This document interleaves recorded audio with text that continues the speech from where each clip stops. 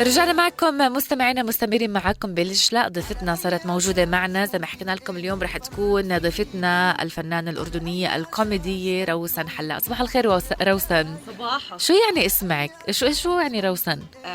هلا في أكثر من معنى إله، بس المعنى اللي يعني هيك حبيته هو النهر الصافي. النهر الصافي. alright. شو أخبارك؟ تمام، أنت كيفك؟ تمام، أنا منيحة تمام الحمد لله. عم بتقولي لي إنك كنتي تشتغلي براديو وهلا بطلتي، فبتقولي لي اشتقتي. والله صراحة أجواء الراديو بتجنن. والله صح، أنا معك. أنا بحس الراديو أحلى من التلفزيون بكتير صراحة. فيه حرية أكتر، يمكن تقدري تاخدي راحتك بالحكي، يعني أقرب مش للناس. عارفة. ممكن. طب قولي لي، إحنا بداية موجودين يعني بالأساس عشان نحكي على عصفورية. أكيد هو مسلسل سيت كوم أردني، هذا السيزن الثاني منه. احكي لنا عنه شوي روسن. مسلسل عصفورية هو بيحكي قصة نزلاء في مصحة عندهم بيعانوا من اضطرابات نفسية متوسطة خفيفة يعني. يعني حبينا نجيبه بشكل كوميدي.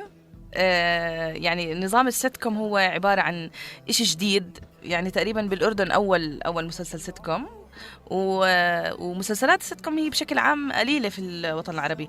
يعني زي مثلا إذا أخذناه من الغرب زي مسلسل فريندز، نفس المبدأ. فجدا سعيدة صراحة إني أنا كان إلي دور في هذا المسلسل. مبسوطة منه؟ بتحبيه؟ طبعا سلاف خصوصا، يعني هي شخصية روسن سلاف. أنا كثير بحبها. شو مشكلتها سلاف يعني خليني أحكي لكم قصتها اللي هي ما بينت يمكن للجمهور، بس عشان يفهموا كيف شخصيتها. سلاف عملت حادث هي وأهلها بالسيارة، فتوقف عمرها بعمر الطفولة اللي هو 7 سنين. فكبرت وهي لسه طفولية. بالضبط، بس هي كتير بني آدم عبقرية وكتير طيوبة ومتعلقة كتير بأختها اللي ما شافتها من هداك الزمن. واو. فعشان هيك هي دائما بتحكي أختي حبيبتي، فهي بتهيأ لها أوكي إنه كل حدا اللي جاي هي أختها اللي هي بتحبها. بالضبط.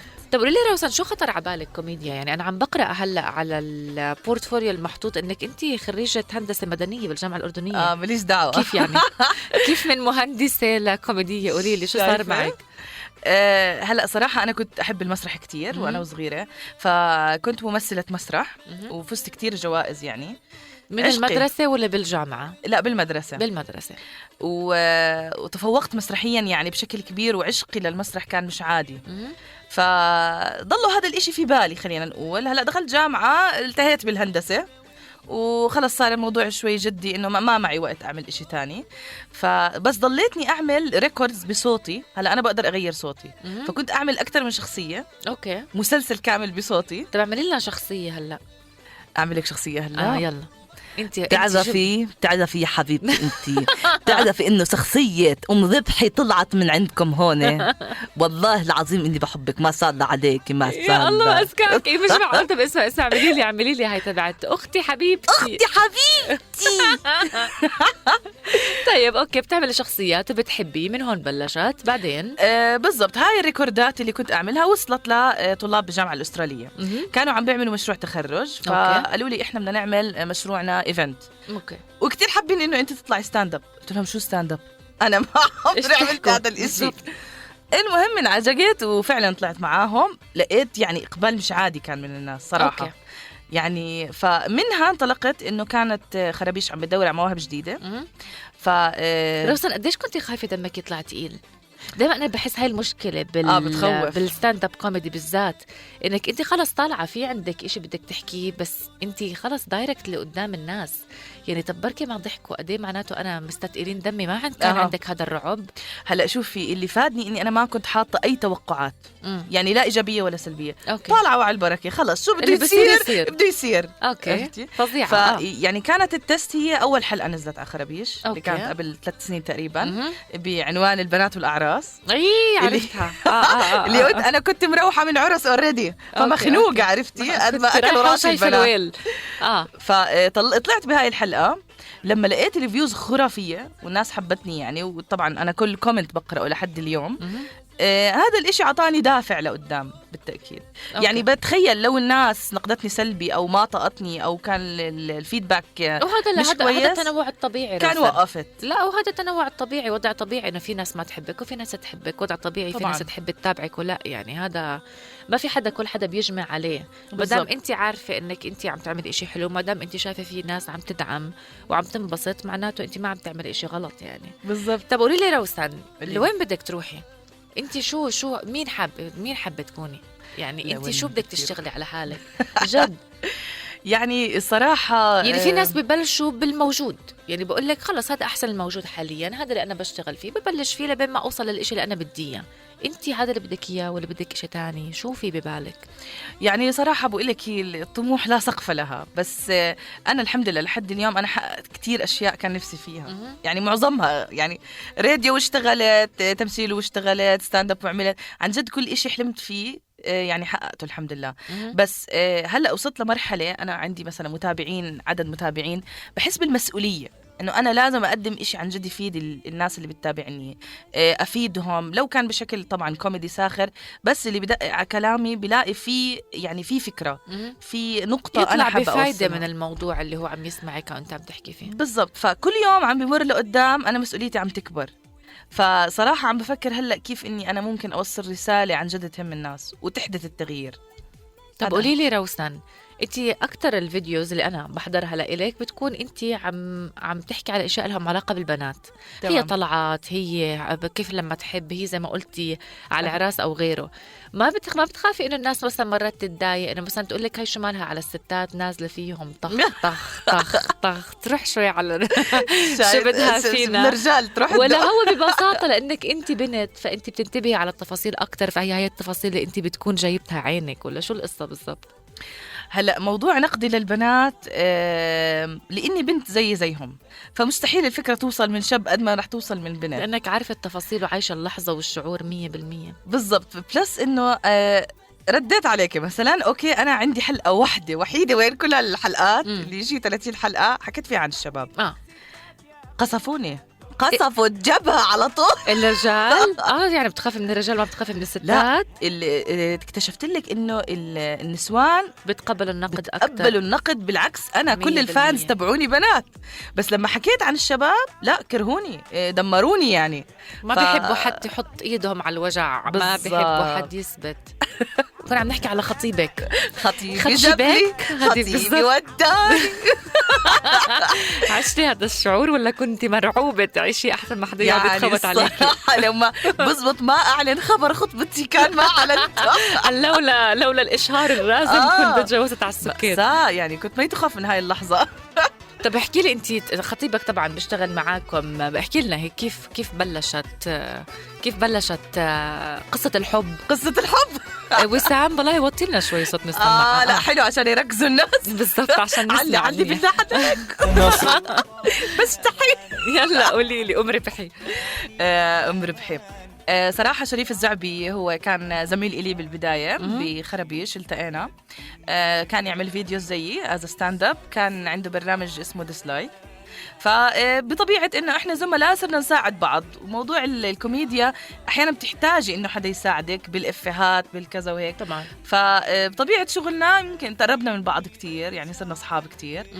وبعديها انجمعنا بعمل برنامج على الراديو جلوبال، كان اسمه على الخفيف. هو كان معك كمان بالراديو؟ كنا مع بعض. اوكي، انا بفكر بخربيش، ما كنت عارفة انه بالراديو. لا هلا كنا مع بعض بخربيش، وهو برضه عملنا برنامج على الراديو مع بعض. اوكي فكان البرنامج كتير حلو يعني، وهيك، واكيد قربنا من بعض. وانتهى البرنامج انه احنا خطبنا. هذه كانت المحصلة النهائية للبرنامج. طيب قولي لي، لما بتتعاملي مع مش عارفة، بحسك انك انت شخصية، هلا اكيد دايما الناس اللي كتير كوميديين في عندهم جانب جدي لا شك يعني. طبعا. بس قد ايه انت ناس من اللي بفلسفوا الامور ولا من اللي بلغوصوا الامور؟ يعني اي شيء يعني بحس الناس اللي الكوميديين خاصة اللي زيك روسن هم ناس بتخوتوا كتير، بمزحوا كتير، بس هم ناس كتير بيشوفوا تفاصيل. من التفاصيل هاي بيقدروا يطلعوا الإفيهات اللي انت عم تحكي عنها والسكتشز. قد ايه اهتمامك بالتفاصيل بتحاولي تبعديه عن حياتك مع خطيبك؟ هلا طبعا يعني في تفاصيل اكيد بتجنبها. وبعدين انا لا، شخصيتي انا صحيح بمزح وبتخوت وهيك، بس وقت الجد جد يعني. كمان انه انا لساتني بالهندسه، انا بشتغل بالهندسه انت بتشتغلي بشهادتك برضه؟ اوكي. يعني لي 6 سنين بشتغل بالهندسه وما زلت. فبطبع شغلي يعني احيانا بضطر اني اكون عن جد سيريس، وما بزبط اني اكون امزح واضحك. بلس انه برضه عن جهة سعاد بتحكي بالمايك فرجيني لو سمحتي. أنا بحكي شو اسمه يعني بشد على حالي، يعني بتشد على حالها، مش ضابطة معاها خلص، هي بتيجي مع الموقف بزبطش. هلا تقلد لك حالها وهي بعدين أنا عصبية للي ما بيعرف. لا صعب عليها سعاد، بدها إياها هلا تقلب وتمثل الدور. جد. طيب احكي لي، طب جوزك أي شخصية اللي بعرفها، أو خطيبك أي شخصية اللي بتكوني معه فيها أكتر؟ الشخصية عندك نكد روسان؟ مين في مرة ما عندها نكد؟ لا إله إلا الله. صريحة أنا شفت كيف. طيب بقول لك جوزك إنه مثلا خطيب، من ليش مصرة أنا على جوزك؟ بقول لك خطيبك مثلا لما تعصبوا ولا تتخانقوا إنه مين أنت؟ أنا مش متعود عليكي هيك. لا أنا طبعا يا أساس أنت واحدة بتضحك كتير وبتمزح كتير. مساكين على فكرة الخازوق اللي بياكلوا. لا بفكروا الحياة وردية وكلها ضحك. بس بالجهة الثانية هو كمان نكده كتير عاطل مثلا. 100%. هو كتير كمان صفات سيئة كذا يعني الواحد بيكتشف. بس الحياة أكيد مش وردية، وش دائما كلها ضحك. يعني الناس يمكن لما عرفوا إنه أنا روسن حلاق وشريف الزعبي خطبوا، إنه هلأ هدول يعني مأساة، كل حياتهم ضحك وحياة وردية لا على فكرة 24 ساعة ضحك وتخويت. يمكن في ساعة باليوم ضحك و23 الباقيين نكد. وصراحة أنا بحس الناس الكوميديين الجانب الثاني عندهم صعب، يعني بحس ما عندها محل وسط. بحس يعني اكستريم، يا اما بيكون بضحك وبمزح، يا اما بيكون شقيف يعني صح. على فكرة مزبوط كتير بحس هيك. سواء كان عند السيدات او عند الرجال. طب قولي لي روسن، هلا بعد عصفورية شو مفكرة؟ صراحة يعني هلا انا عم بفكر ببرنامج تاني يمكن يكون كمسلسل. هيك على فكرة انا كنت حاططها من زمان، اللي هي قصة موظفة كول سنتر. واو، قد بده يمر عليها بالضبط. فإن شاء الله هذا المشروع أنا عم بشتغل عليه، وإن شاء الله إنه يعني شخصية أم ربحي. كل الشخصيات اللي بعرفها بدها تطلع لي بالكول سنتر. قولي.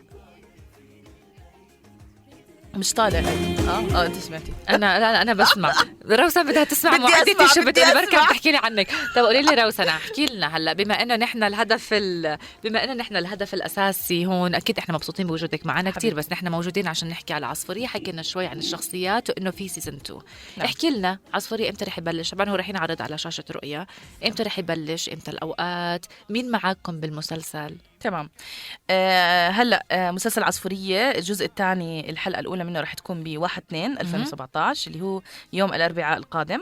هلا رح يصير إن شاء الله كل أربعاء في حلقة جديدة. طبعا هم 15 حلقة، وفي حلقة هيك مفاجأة سوربرايز رح تكون على العيد إن شاء الله. بعرفش إذا لازم أحكي، بس أوكي يلا خلص طلعت وانتهى الموضوع. وإمتى بأي وقت؟ هلا على الأرجح لسه ما حددوا لنا، بس أتوقع بعد الظهر بتخيل. بالمساء بالليل. روسن احنا كتير مبسوطين. بدك تحكي شيء تاني؟ بدك تحكي مين معك خلينا نحكي. مش يلا اوكي. عمر زوربا، لينا ابو رزق، ومجد عفيفي، وطبعا نبيل كوني الفنان الرائع. وطبعا هي كانت إخراج وإنتاج أحمد اليسير، وكانت الفكرة الإبداعية لرفقي عساف. بحب أوجه لهم تحية جميعا. روسن إحنا نتمنى لك التوفيق دايما إن شاء الله. هيك رب الله يديم عليكي ابتسامتك الحلوة، ودايما حياتك مع خطيبك ومن غير خطيبك تضل الكوميديا هي اللي طاغية عليها. إنك يخف ويقل. شكرا لك لوجودك معنا، وجود لك بعصفورية سيزن 2، وجود لك بأي شيء أنت بتعمليه، وشرفتينا ونورتينا. قلبك. شكرا كتير.